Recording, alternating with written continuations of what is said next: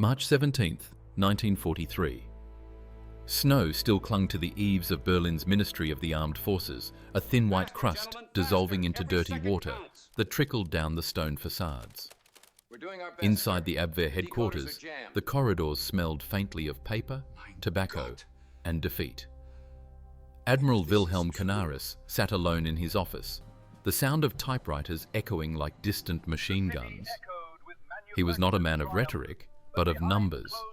His grey eyes moved across a freshly decoded intelligence report from the United States, a dossier marked Industrial Capacity, Willow Run. For a long moment, he said nothing. Then quietly, almost reverently, he exhaled. Mein Gott, if this is true, the war is already lost. Outside his window, the Reich still believed in its invincibility. Posters shouted about final victory, the radio played martial marches, and the propaganda ministry churned out visions of endless conquest. But inside the Abwehr, the figures told a colder truth. The catastrophe at Stalingrad had ripped open the myth of German invincibility. Hundreds of thousands of soldiers lay frozen in the Russian steppe, and the once unstoppable Wehrmacht was bleeding out on every front. Yet it wasn't a battlefield report that told Canaris Germany was doomed. It was a factory, half a world away, in Michigan. On his desk lay blueprints and grainy aerial photographs.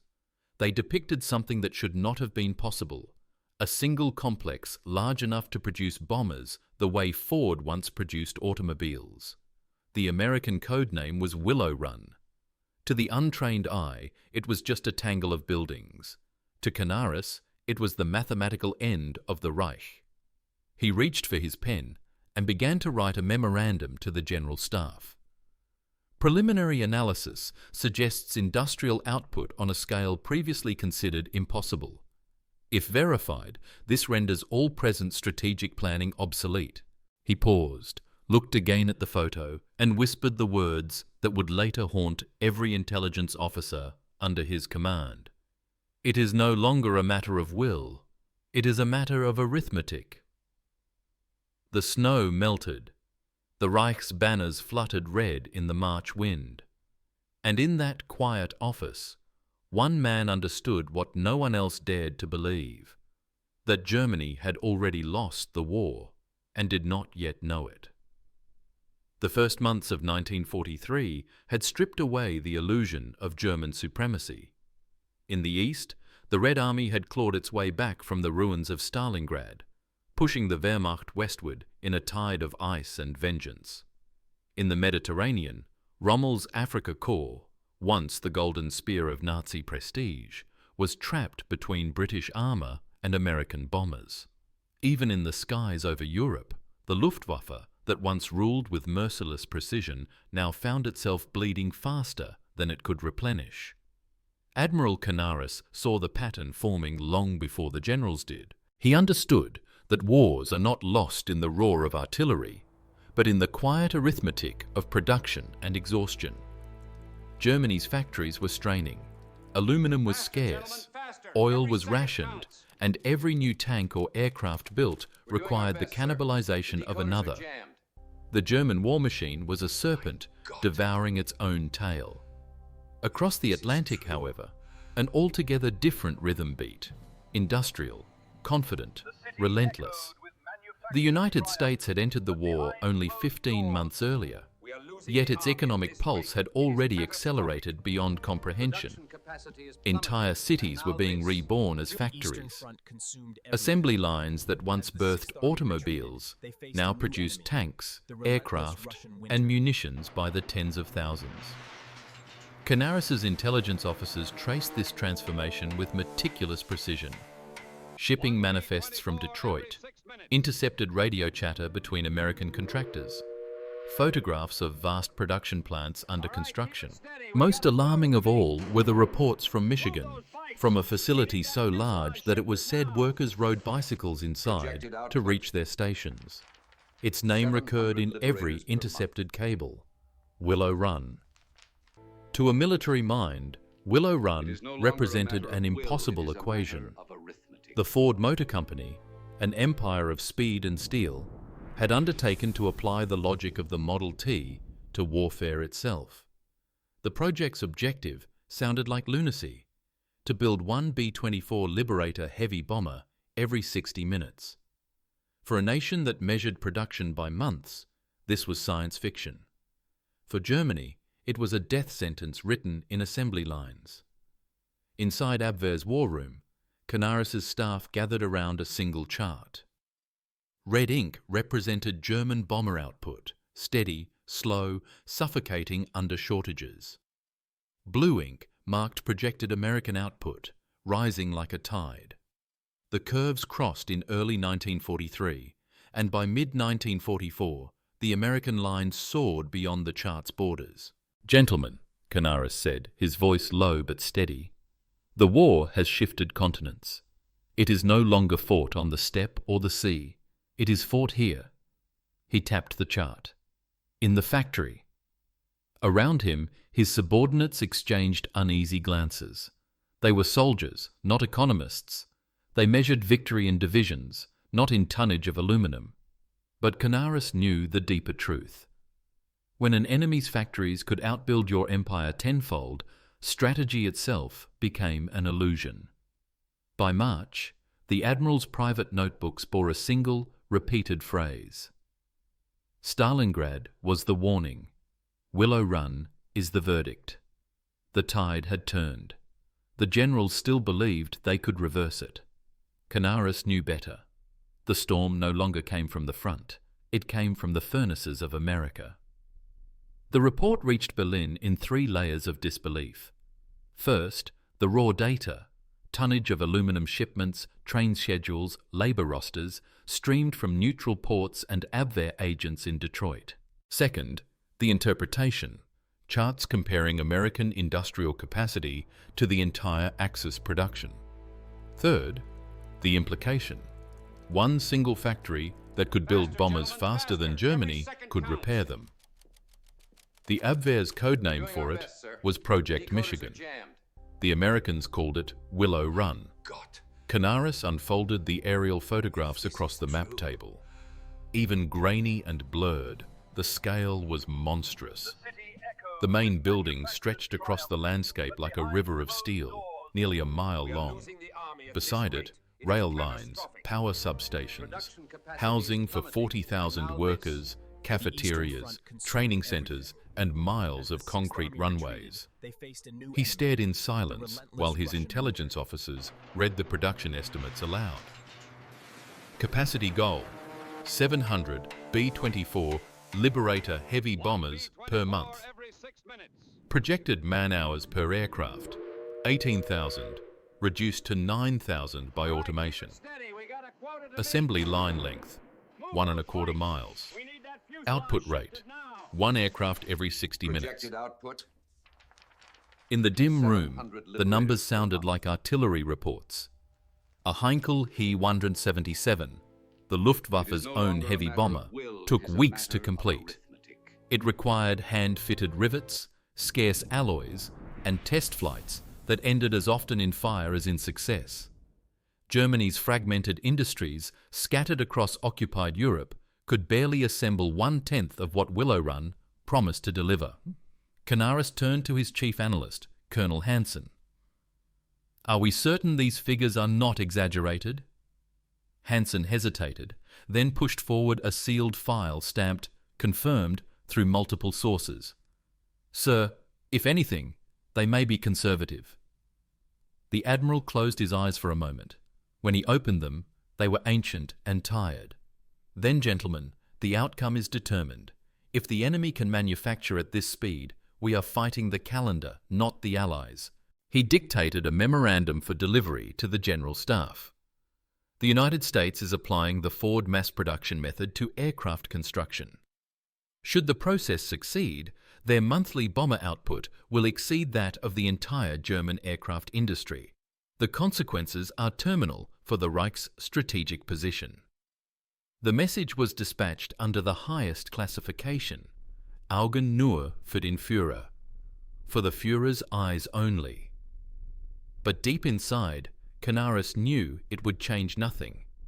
The truth, no matter how absolute, would dissolve against the wall of ideology that surrounded Hitler's court.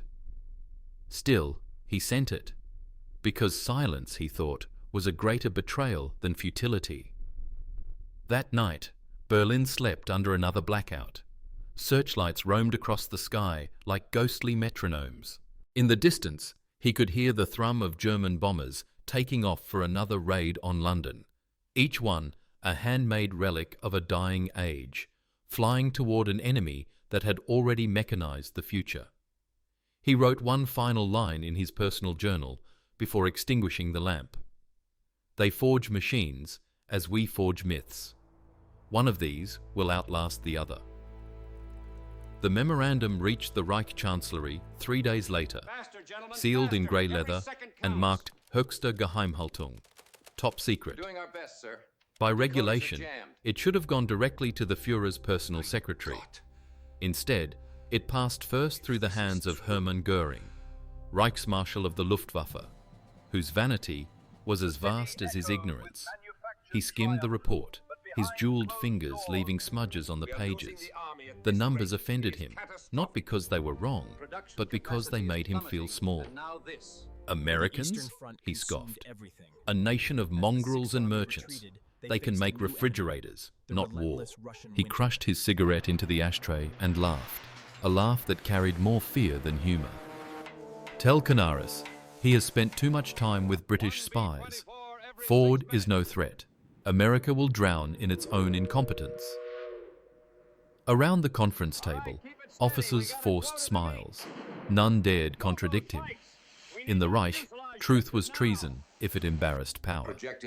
Later that afternoon, Adolf Hitler himself received the summary. His bunker office smelled of damp concrete and exhaustion. Albert Speer, the Minister of Armaments, stood nearby, silent as a shadow. Hitler read only the first paragraph before slamming the folder shut. "Propaganda, Jewish exaggeration. Do you think those shopkeepers can build an army greater than mine?" He paced the room, his boots echoing against stone. "They lack discipline, purity, destiny. They are slaves to the machine, while we are the masters of will." Speer remained motionless, his mind already calculating in secret. He knew the report was credible. He had studied Ford's methods before the war: mass production, standardized components, interchangeable labor. If even half of Canaris's intelligence was accurate, the Reich's fate was sealed. But to say so here was suicide. So he nodded obediently while the Führer raged. When Hitler's voice finally fell to a whisper, Speer ventured one question, careful, neutral. "Mein Führer, if their production does rise as predicted, should we consider dispersing ours underground to preserve capacity?" Hitler turned, eyes burning with manic certainty. "No, we build more. We will outproduce them with our willpower. Germany has genius. They have numbers. Genius will prevail." The words hung in the air like smoke, empty, toxic, unkillable. That night, Canaris received the reply to his memorandum. It was a single sentence, unsigned. "Abwehr analysis exhibits defeatist tendencies. Future reports shall emphasize morale and ideological fortitude." He folded the paper carefully and placed it in his desk. For a moment, he felt the weight of centuries pressing down on his chest, the eternal tragedy of nations that mistake faith for strength, dogma for strategy. The next morning, as the grey light of Berlin seeped through his window, he wrote to a friend in the Foreign Office, "The most dangerous enemy of Germany is not America. It is belief without doubt." From that day onward, his reports became subtler, coded, laced with irony. He still gathered the truth, but he no longer expected anyone to read it. The Reich was building walls of concrete, of delusion, and behind them, reason suffocated. And somewhere in Michigan, beneath the floodlights of Willow Run, the first B-24 Liberator rolled off the line, each rivet a silent nail in the coffin of the empire that refused to count. Thousands of miles away, in the rolling fields of Michigan, the world was being remade, not with ideology or rhetoric, but with steel, sweat, and ingenuity. The Willow Run bomber plant stretched over a mile, a cathedral of industry glowing under the pale March sun. Its high windows refracted light across steel beams, and the hum of machinery formed a constant, mechanical symphony. Charles Sorensen, Ford's production engineer, walked along the assembly line with a clipboard in hand. He observed workers, men and women, young and old, black, white and disabled, performing the same task thousands of times a day, each repetition a note in the music of mass production. In the nose section, a woman tightened the final rivets on the forward fuselage. Down the line, another bolted wings to fuselages as massive as cathedrals. If they can build a car in a day, Sorensen muttered to himself, then surely they can build a bomber. The principle was simple, yet revolutionary. Divide the complex into the simple, and train every worker to master one motion. Each B-24 was broken down into sub-assemblies, like a puzzle whose pieces moved in perfect choreography. Tools were standardized, jigs aligned to tolerances unimaginable, and each aircraft moved down the line with the certainty of a train on rails. At peak production, one bomber left the factory every 63 minutes. By the end of 1944, Willow Run alone would have produced 6,972 Liberators, more heavy bombers than the entire Luftwaffe could assemble in the same period. The workforce itself embodied the paradox that infuriated Hitler. In one room, women riveted fuselage panels. In another, African Americans adjusted complex engines. Disabled veterans checked instruments. The machine of freedom outpaced the machine of ideology, proving that diversity and cooperation were not weaknesses. They were speed and strength incarnate. The factory floor resonated with the rhythm of human ingenuity. Sparks from welding torches flew like fireflies, drills hummed, conveyor belts shivered under immense weight, and the smell of oil and steel hung thick in the air.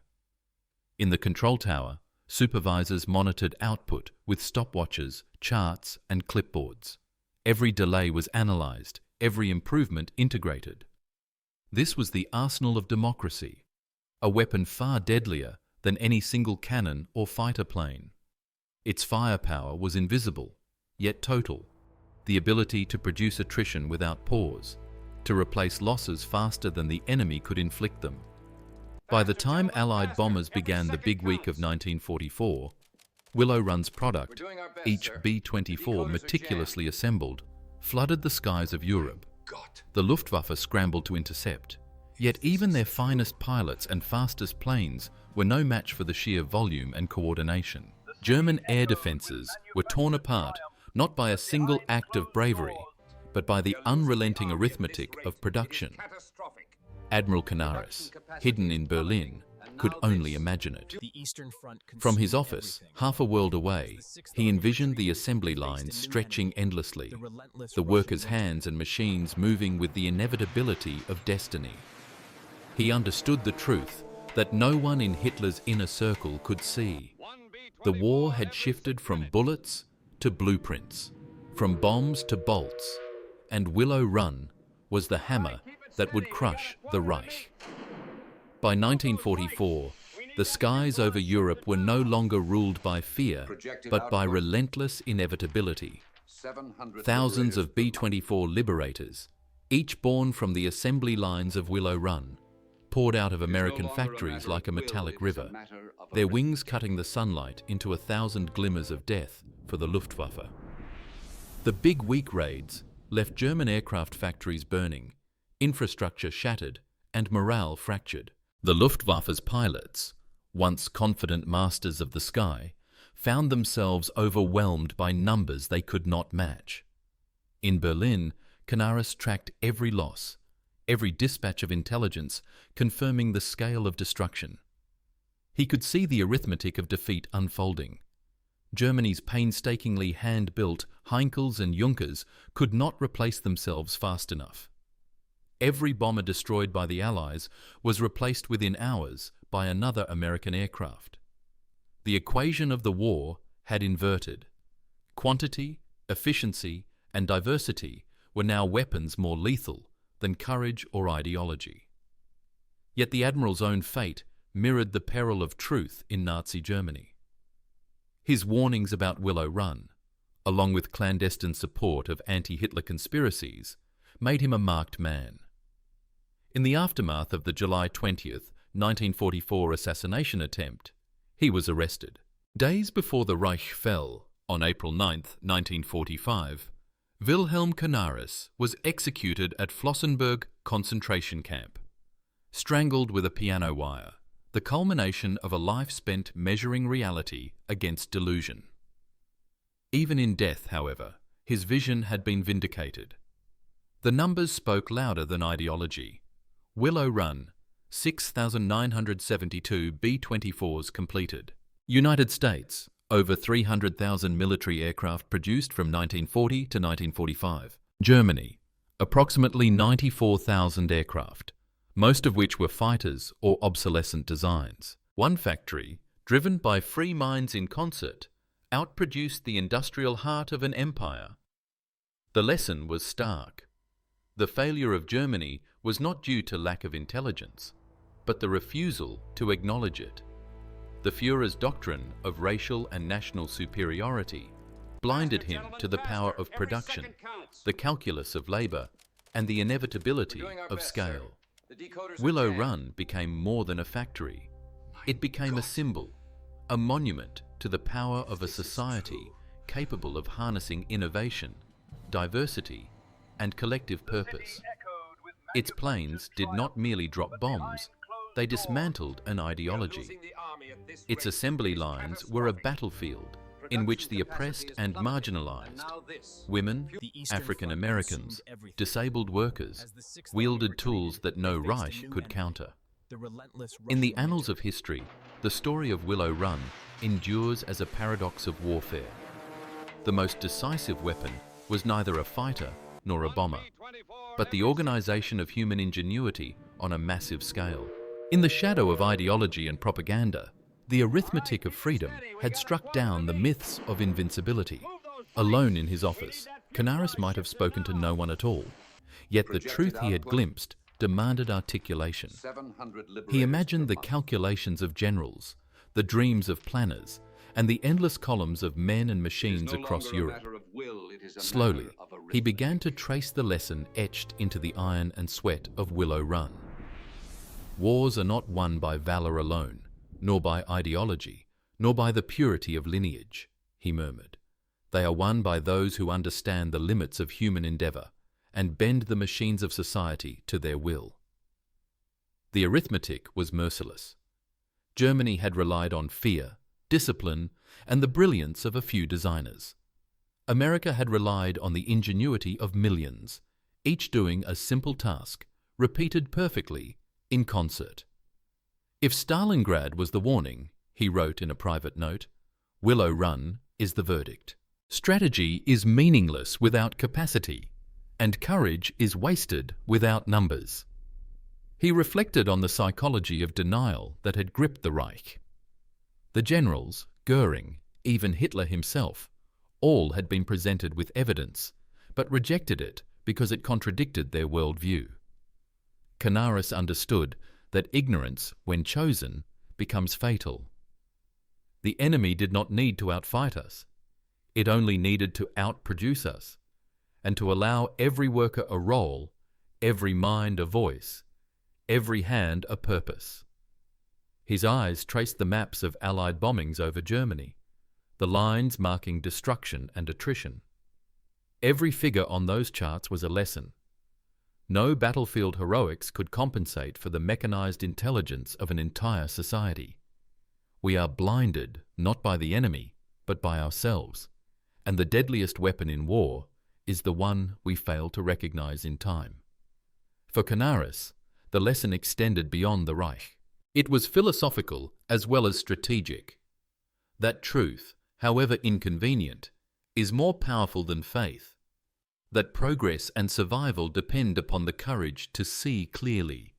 That the fate of nations is decided not by ideology, but by the cold, unyielding arithmetic of reality. The snow had long since melted from Berlin's streets.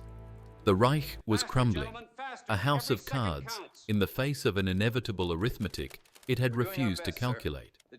Yet somewhere in Michigan, Willow Run still hummed, still poured out bombers with the steady rhythm of certainty. Its machines and workers were oblivious to ideology, blind to hatred. They only knew efficiency, repetition, and purpose. In the quiet of his mind, Canaris understood the final truth. History favors those who measure reality as it is, not as they wish it to be. The Reich had failed not because of inferiority in courage or technology, but because it had closed its eyes to possibility. Ideology had created a wall between perception and fact, and behind it, Germany had walked blindly toward defeat. The arithmetic of industry had overtaken the will of kings and generals. Numbers replaced valor, production replaced propaganda, diversity and cooperation replaced dogma. Willow Run became a symbol, a silent cathedral to what freedom could achieve when no mind, no skill, no hand was wasted. And yet, for all its grandeur, it was simple at its core. The war had been decided not by a hero in the air, nor by a strategist at a desk, but by the aggregation of ordinary actions, repeated with extraordinary consistency. As the last notes of this tragedy resonated through time, Canaris's final reflection lingered in the cold corridors of history. War is not decided by belief, nor by courage, nor by genius. It is decided by the courage to confront truth and the wisdom to act upon it. And in that reflection lies the enduring lesson. The mightiest empires may fall not to superior armies, but to the relentless arithmetic of reality that they refused to see.